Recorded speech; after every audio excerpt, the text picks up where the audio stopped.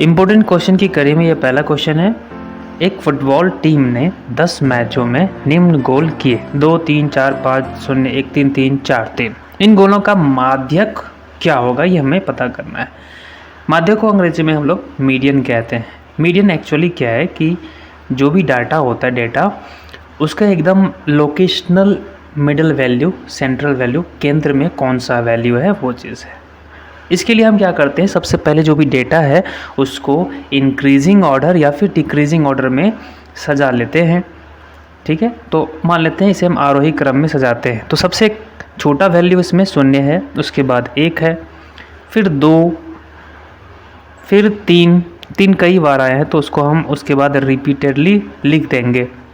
ठीक है, तो 3 4 बार आए हैं। ठीक है, उसके बाद हमने 4 लिखना है, फिर 5, हाँ 4 2 बार आया, फिर 5 लिखेंगे। तो इस तरह से ये 10 वैल्यू हमारे पास यहाँ है, डेटा है। अब सेंट्रल वैल्यू क्या है, मतलब इसमें सबसे बीच में कौन लाई कर रहा है। तो अगर हम लेफ़्ट हैंड साइड से 4 को हटा दें, 4 नंबर को, और राइट हैंड साइड से भी 4 नंबर को हटा दें, तो 2 ऐसे नंबर्स हैं जो कि एकदम मिडल में है। तो वो 3 और 3 है, तो 2 हो गए, तो इसलिए उसको हम उसका एवरेज फाइंड कर लेंगे। अगर सिंगल होता तो वही मीडियन हो जाता। ठीक है, तो यहाँ का माध्यक हो गया इस डेटा के लिए 3, यानी बी ऑप्शन सही है। नेक्स्ट क्वेश्चन है 1/2 to power -2 plus 1/3 to power -2 plus 1/4 to power -2 का मान है। तो इसके लिए हम लोग एक्सपोनेंट जो है, घात और घातांक, इसका जो कंसेप्ट है वो ध्यान में रखेंगे। अगर ए टू पावर -m है, मतलब पावर अगर नेगेटिव है, तो उसको रेसिप्रोकल के फॉर्म में लिखते हैं। ठीक है, तो 1/a टू पावर m लिख सकते हैं। ठीक है, या फिर हम क्या कर सकते हैं, 1/a का होल पावर m लिख सकते हैं। ठीक है, और ये चीज़ ध्यान में रखना। उसके बाद अगर हम देखें ए टू पावर m है तो इसको कैसे लिख सकते हैं, तो इसको हम लिख सकते हैं 1/a, ठीक है, 1/a का होल पावर -m। ठीक है, तो नेगेटिव फॉर्म में इस तरह से लिख सकते हैं। तो यहाँ जो भी फॉर्म हम देख सकते हैं 1/2 टू पावर -2, तो देखिए 1/a टू पावर -m के फॉर्म में है। ठीक है, तो उसको हम क्या लिख सकते हैं, a टू पावर m। ठीक है, ठीक इसी तरह से उन सभी वैल्यू को लिखेंगे 1/2 to power -2 plus 1/3 to power -2 plus 1/4 to power -2। ठीक है, तो 1/2 टू पावर -2 को क्या लिख सकते हैं, 1/a टू पावर -m का वैल्यू होता है a टू पावर m, है ना। पावर पॉजिटिव कर देना है और बेस में क्या आएगा, जो डिनोमिनेटर में है, टू पावर 2 हो गया। 1/3 का के लिए उसमें हो जाएगा 3 to power 2 plus 4 to power 2 हो गया। इस तरह से सॉल्व करके हम लोग जोड़ लेते हैं, ये आ जाता है 29। Is it? तो हमारा आंसर हो गया 29, यानी ऑप्शन बी क्या है, तो करेक्ट आंसर है। नेक्स्ट क्वेश्चन है 112 किस अंक का 87.5% है। ठीक है, तो वह अंक क्या है, हम मान लेते हैं कि वह अंक x है। ठीक है, तो उस x का 87.5% क्या होगा, तो 112 होगा। तो ये हमारा इक्वेशन यहाँ से बन जाता है। अब इसे सॉल्व करेंगे तो 87.5, तो 0.5 बाई परसेंटेज के लिए हम लोग 100 लिख सकते हैं, इनटू क्या हो जाएगा, तो x हो जाएगा 112 हो गया। अब इसे सॉल्व करेंगे तो x इक्वल्स हो जाएगा 112 मल्टीप्लाइड बाई 100 डिवाइडेड बाई 87.5। ठीक है, 0.5 को अगर हम हटाएंगे तो 875/10 होगा, और ये 10 कहाँ चला जाएगा, तो 100 के पास, यानी न्यूमरेटर में चला जाएगा, मल्टीप्लाइड हो जाएगा। ठीक है, तो इसको हम इस तरह से लिख सकते हैं। अब इसे सॉल्व कर लेंगे, 5 से काट दिए, किया जाएगा 5 1 जा 5, 3 5 7 जा, ठीक है, तो 5 7 35 हो गया, 2 5 5 जा 25, तो 175 में ही कट जाता है। फिर इसके बाद 25 से काटेंगे तो 25 4 जा 100 हो गया, और 25 7 जा क्या होता है, तो 175 होता है। तो इस तरह से ये कैंसिल हो गए। अब 112 को 7 से कैंसिल आउट कर लेंगे, तो 107 जो है 112 जो है वो 7 से 16 टाइम्स में जाएगा। इस तरह से फिर सारे न्यूमरेटर को मल्टीप्लाई कर लेंगे। गुना करने के बाद जो है कितना आ जाएगा 128। तो ये हमारा क्या हुआ, तो सॉल्यूशन हो गया, मतलब वो अंक यानी वो नंबर क्या है, तो जो डी ऑप्शन है 128 है। ठीक है। नेक्स्ट क्वेश्चन है under root y to power 3 under root y to power 3 under root y to power 3 का मान है। इसमें से कौन सा ऑप्शन सही है हमें पता करना है। तो सबसे पहले जो एक्सपोनेंट फॉर्म है, अंडर रूट का मतलब क्या है, पावर में जैसे मान लेते हैं अंडर रूट m है, तो इसका मतलब क्या हुआ, एक्सपोनेंट यानी घातांक के रूप में लिखेंगे तो m टू पावर 1/2 हो जाएगा। ठीक है। ठीक इसी तरह से अगर मान लेते हैं इस तरह से under root a to power m है, तो हम लिख सकते हैं a टू पावर m/2। ठीक है। तो जहाँ स्क्वायर रूट होगा यानी वर्गमूल होंगे तो पावर में 1/2 से मल्टीप्लाई कर देंगे। ठीक है। तो ये चीज़ आपको कंसेप्ट ध्यान रखना है। तो जैसे आप देखिए यहाँ पर सबसे पहले y³ का अंडर रूट, उसको हम लोग क्या करेंगे, तो सबसे पहले कन्वर्ट करेंगे पावर के फॉर्म में। ठीक है, क्योंकि आंसर पावर के फॉर्म में लाना है। तो पावर के फॉर्म में अगर हम लाएंगे y टू पावर 3 है, उसका स्क्वायर रूट है, तो y टू पावर 3 बाई क्या होगा 2 हो जाएगा। समझ रहे हैं। अब नेक्स्ट कंसेप्ट इसमें हम लोग यूज़ करेंगे एक्सपोनेंट का, जिसमें बेस सेम होगा और फिर मल्टीप्लाई होगी। तो पावर क्या हो जाती है जब बेस सेम हो, ठीक है, तो पावर ऐड हो जाती है जब उसे हम मल्टीप्लाई करते हैं। ठीक है। जैसे a to power m into a to power n है, तो उसको हम लिख सकते हैं a to power m plus n। ठीक है। तो बेस सेम, तो बेस हो गया y और पावर ऐड कर देंगे 3 + 3/2 हो जाएगा। Is it. तो इसे सिंप्लीफाई करते हैं तो y³ under root y³ under root, ठीक है, मल्टीप्लाइड बाय अंडर रूट। इसे सॉल्व करेंगे 3 × 6 + 3 9 9/2 हो गए, y टू पावर 9/2। ठीक है, y टू पावर 9/2 हो गया। और स्क्वायर रूट है, तो स्क्वायर रूट के लिए हमने क्या बताया आपको कि हम एक्सपोनेंट में 1/2 से मल्टीप्लाई कर देंगे। ठीक है। तो इस तरह से हमारे पास क्या आ गए, under root y to power 3 into y to the power 9/4। ठीक है। अब इसे आगे सॉल्व करेंगे, कंसेप्ट यही वाला यूज़ होगा, a to power m into a to power n equals a to power m plus n। ठीक है। तो उसको हम यानी पावर ऐड हो जाएगा, तो 3 + 9/4 हो गया। अब स्क्वायर रूट हटाना है, तो इसके लिए y टू पावर, अब इसे सॉल्व कर लें तो 4 × 3 = 12 + 9 21/4 हो गया। अब इसे 1/2 से मल्टीप्लाई कर देते हैं, तो ये हमारा आंसर आ जाएगा। क्या आएगा आंसर, y टू पावर 21/8। ठीक है। तो ये ऑप्शन नंबर कहाँ दिख रहा है, सी में, तो ये सी हो गया हमारा सही जवाब। ओके।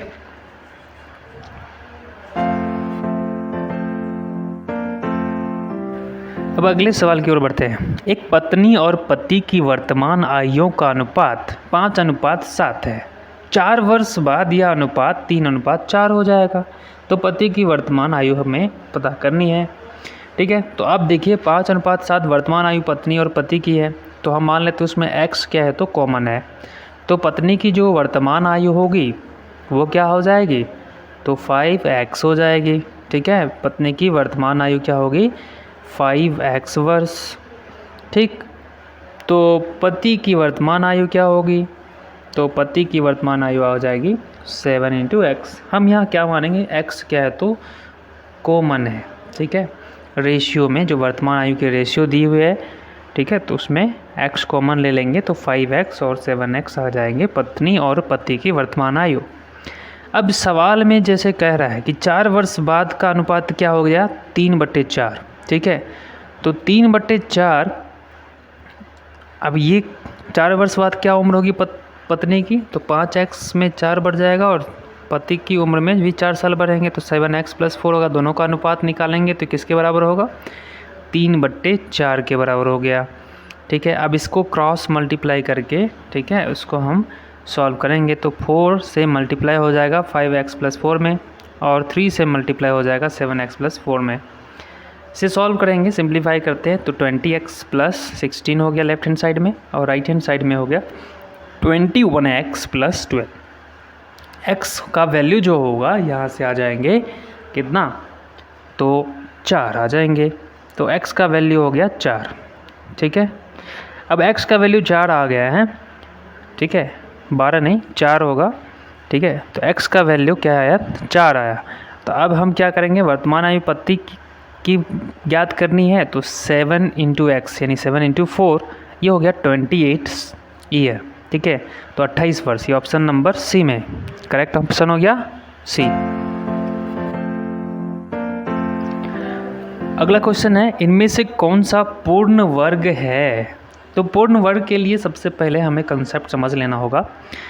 तो पूर्ण वर्ग संख्या जैसे क्या होती है, ठीक है, उसको देख लेते हैं। तो पूर्ण वर्ग संख्या क्या होंगी, यानी इसको परफेक्ट स्क्वायर नंबर कहते हैं। ठीक है, तो जैसे 1 का स्क्वायर हो गया 1। ठीक है, तो यहाँ 1 जो है वो क्या है, तो पूर्ण वर्ग संख्या है। रीज़न क्या है कि जब इसका स्क्वायर रूट निकालेंगे तो एक पूर्णांक संख्या आती है, जैसे प्लस और माइनस 1। ठीक है, ये क्या है, तो पूर्णांक संख्या यानी इंटीजर्स हैं। ठीक है, तो यानी वह संख्याएं जिनका वर्गमूल पूर्णांक संख्या आती है वो पूर्ण वर्ग संख्या होती है। ठीक इसी तरह से जैसे 2 का स्क्वायर 4 है, तो 4 यहाँ पर क्या है, अगर 4 का वर्गमूल आप निकालेंगे तो प्लस माइनस 2 आएगा जो कि पूर्णांक है। ठीक है, तो 4 भी क्या हो गए, पूर्ण वर्ग संख्या हो गए। ठीक इसी तरह से कई संख्याएं हम निकाल सकते हैं जो पूर्ण वर्ग संख्या है, जिसमें 3 का स्क्वायर 9 भी क्या है, पूर्ण वर्ग संख्या है। 16 भी क्या है, पूर्ण वर्ग संख्या है, परफेक्ट स्क्वायर नंबर है। ठीक है, तो जैसे अब 5 की बात करें तो 5 का स्क्वायर 25, तो 25 भी पूर्ण वर्ग संख्या है। 36 पूर्ण वर्ग संख्याएँ। 49 परफेक्ट स्क्वायर नंबर यानी पूर्ण वर्ग संख्या है। 64 पूर्ण वर्ग संख्या है, क्योंकि जब हम स्क्वायर रूट निकालेंगे तो वो एक पूर्णांक संख्या यानी इंटीजर मिलेगा। ठीक है, 81 भी क्या हो गया, इस तरह से पूर्ण वर्ग संख्या। 100 भी पूर्ण वर्ग संख्या हो गया। अगर मान लेते हैं 100 का स्क्वायर फाइंड करते हैं तो हो जाएगा 10,000, तो 10,000 भी क्या होगा, तो पूर्ण वर्ग संख्या होगा। लेकिन इसमें खास बात आप देखेंगे कि डबल जीरो यानी पेयर में जीरो होगा, शून्य क्या होगा, तो जोड़े में होंगे। तो ये चीज़ खास ध्यान रखना पड़ेगा। पूर्ण वर्ग संख्या में आप देख सकते हैं कि यूनिट प्लेस डिजिट जो होंगे वो क्या होंगे, 1। ठीक है, इन सभी में अगर हम देख लेते हैं तो सभी के यूनिट प्लेस में 0 हैं, तो 0 वाले में हम लोग देखें। लेकिन इसके अलावा क्या हो सकता है, 1, 4, 9, 6, 5 हो सकते हैं, 6 होंगे, ठीक है, 9 होंगे, या 4 हो सकते हैं, या फिर 1 होंगे, या फिर पेयर में 0 होगा। ठीक है, पेयर में, जोड़े में 0 होंगे, सिंगल 0 नहीं होगा। तो जैसे अब ऑप्शन के अकॉर्डिंग हम इसमें चलेंगे, जैसे 9 0 है तो एक ही 0 है ना, तो एक ही 0 है तो मतलब ये हो ही नहीं सकता। ठीक है, सिंगल 0 है, इट मीन्स ये पूर्ण वर्ग संख्या नहीं होगी। ठीक है, क्योंकि इसमें एक शून्य है। अगर पेयर में होता तो ऑप्शन 1 क्या हो गया, तो कैंसिल हो गया। अब दूसरे ऑप्शन की तरफ बढ़ते हैं। दूसरे ऑप्शन में है 900।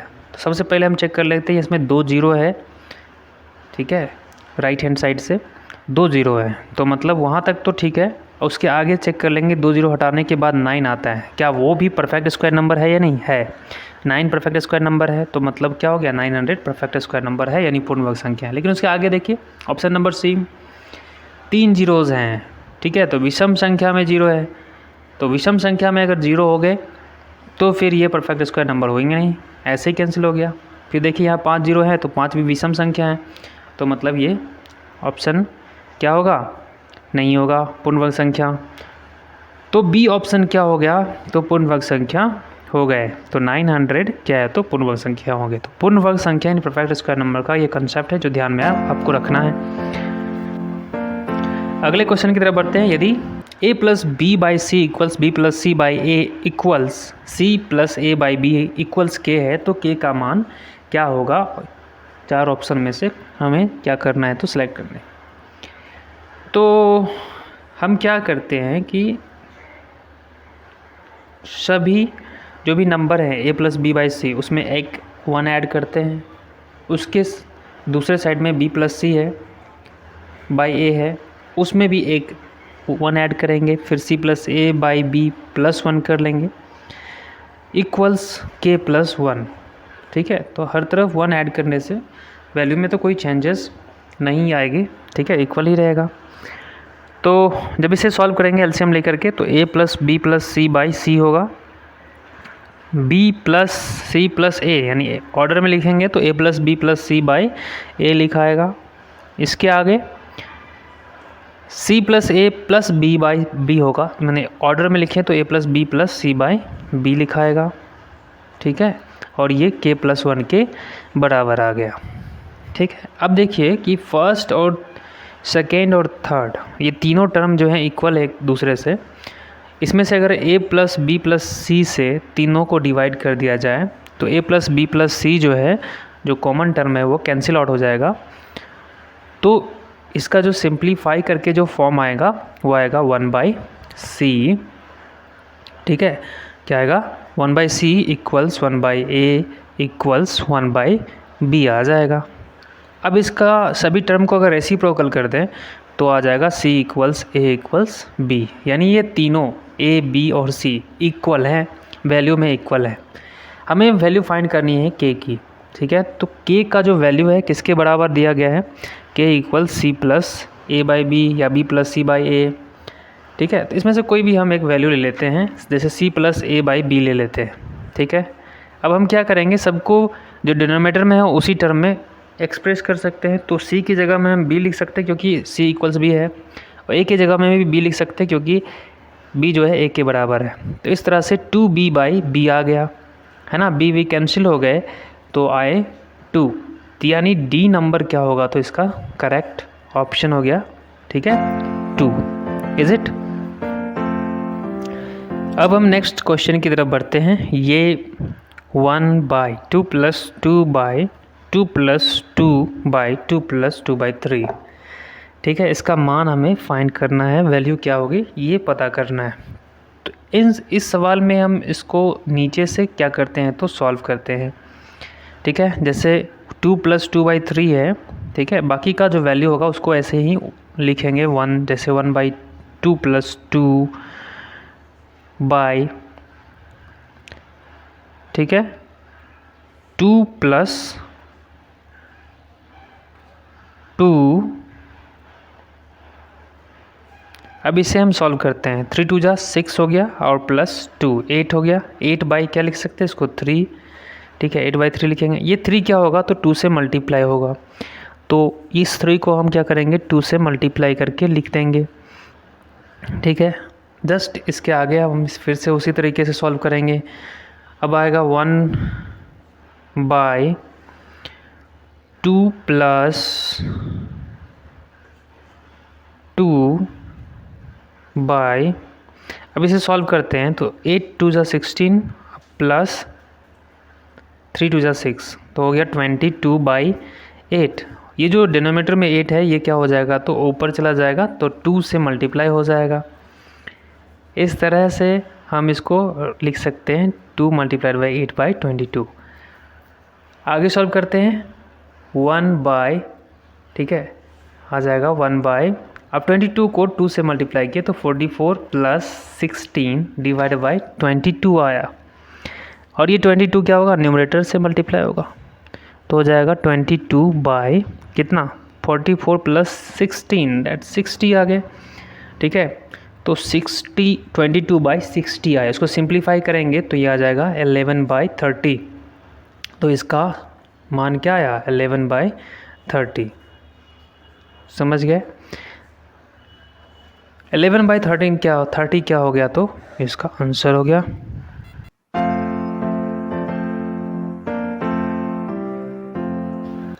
अगला क्वेश्चन है 49 टू द पावर 15 माइनस 1 किस संख्या से पूर्णतः विभाजित है। ठीक है, ऑप्शन में है 50, 48, 29, 80। तो कौन सी संख्या से ये पूर्णतः विभाजित है ये पता करना है। तो ऑप्शन के अकॉर्डिंग यहाँ देखिए 49 to power 15 minus 1 to power 15 लिख सकते हैं। 1 टू पावर कुछ भी अगर करें तो उसका वैल्यू 1 ही होगा, तो वैल्यू में कोई चेंजेस नहीं है, तो उसको लिख सकते हैं। एक पैटर्न समझते हैं, जैसे a to power 1 minus b to power 1 है तो वो a माइनस बी है। ठीक इसी तरह से अगर स्क्वायर कर दें a to power 2 minus b to power 2, तो यानी a square minus b square, तो a minus b into a plus b form आएगा। ठीक है, इसी तरह से अगर हम a to power 3 minus b to power 3 करें तो ये आएगा a माइनस बी इंटू क्या आएगा a square plus a b plus b a square. ठीक है, आगे अगर बढ़ेंगे तो भी क्या होगा, अगर मान लेते हैं हम 15 लेते हैं, ठीक है, तो 49 टू पावर 15 माइनस, यानी a की जगह 49 ले लिया, b की जगह 1 ले लिया, तो पावर में 15 है, लेकिन फर्स्ट जो इसका जो फैक्टराइज फॉर्म होगा उसमें आएगा 49 माइनस क्या 1, दैट्स a माइनस बी। उसके बाद कोई एक्सप्रेशन होगा, उससे हमें कोई ज़्यादा उसमें दिलचस्पी नहीं है। यहाँ 48 इंटू कुछ एक्सप्रेशन आ जाएगा, मतलब हम देख सकते हैं कि 48 से कोई एक एक्सप्रेशन में मल्टीप्लाई करने से 49 टू पावर 15 माइनस 1 आ जाता है, यानी 48 क्या है, तो इसका एक फैक्टर है, यानी इससे भाग लगता है पूर्णतः। अगला क्वेश्चन है a is to b equals 2 is to 3, b is to c equals 5 is to 7, तो a is to b is to c का मान ज्ञात करना है। ठीक है, तो a अनुपात b 2:3 है, b अनुपात c जो है 5:7 है, तो a अनुपात b अनुपात c का मान हमें ज्ञात करना है। तो इसके लिए हम लोग जो ट्रिक यूज़ करते हैं उसको ध्यान रखिए, a is to b b is to c हो गया। अब हम क्या करेंगे, हमें फाइंड करनी है a अनुपात b अनुपात c पता करना है। तो a को b से मल्टीप्लाई कर दे दूसरे अनुपात के b से, तो हमारे पास आ जाएंगे a के लिए वैल्यू। ठीक है, तो हो जाएगा, सबसे पहले लिख लेते हैं 2 इज़ टू 3, ये हमारा a अनुपात b है, और b अनुपात c क्या है 5 इज़ टू 7। ठीक है, तो 5 इज़ टू 7। अब a की जगह में क्या आएगा, a इंटू बी यानी 2 इंटू 5, तो ये आ गया 2 इंटू 5 कितना 10, 10 इज़ टू, अब b की जगह में क्या आएगा, तो दोनों b को मल्टीप्लाई करेंगे तो आ जाएगा 3 इंटू 5। ठीक है, 3 इंटू 5, तो आ गया 15। अब c की जगह में क्या आएगा, तो पहले वाली रेशियो की b से दूसरे वाली रेशियो की c को मल्टीप्लाई करेंगे तो आ जाएगा 3 is to 7, 3 into multiplied by 7, तो हो जाएगा 21। तो ये अनुपात आ जाएगा 10:15:21, ये हमारा हो गया आंसर। गुरु हमने 10 महत्वपूर्ण सवाल सॉल्व किए हैं, ये सवाल आपके लिए है, इन सवाल को आप सॉल्व करो, इसका जो ऑप्शन सही ऑप्शन होगा वो कमेंट बॉक्स में डाल दो।